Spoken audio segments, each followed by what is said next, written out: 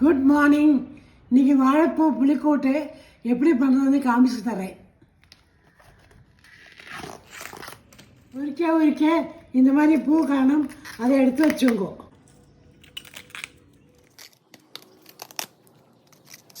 உரித்து இந்த மாதிரி வெள்ளை ஆனோடனே அதை நறுக்கி போட்டுக்கலாம். ஒரு பாத்திரத்தில் தண்ணி மோர் கலந்து வச்சுங்கோ. வாழைப்பூவில் கலர் நிற்கும், அதை எடுக்கணும்.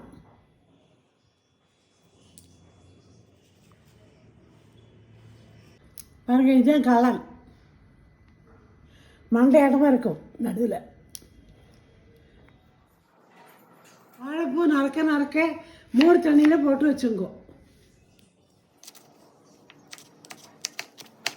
மோர் தண்ணியில் ஏன் போடுறதுன்னா கற்காமல் இருக்கிறதுக்கு.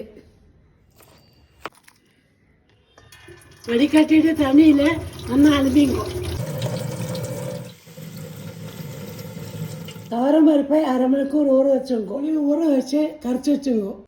ஒரு குக்கரில் நறுக்கின வாழைப்பூ, ஊற வச்ச பருப்பு, கரைச்ச புளி தண்ணி,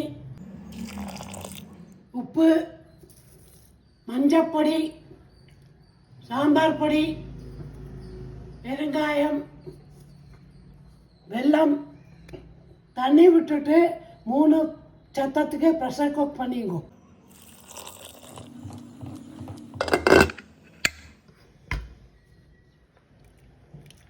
ஒரு கடாயில் எண்ணெயை ஊற்றி கடுகு, உளுத்தம்பருப்பு, தேங்காயும் வறுத்துங்கோ.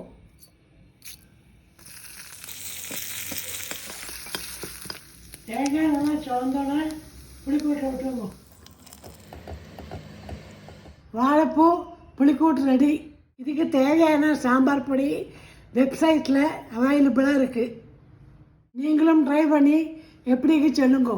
பாய்.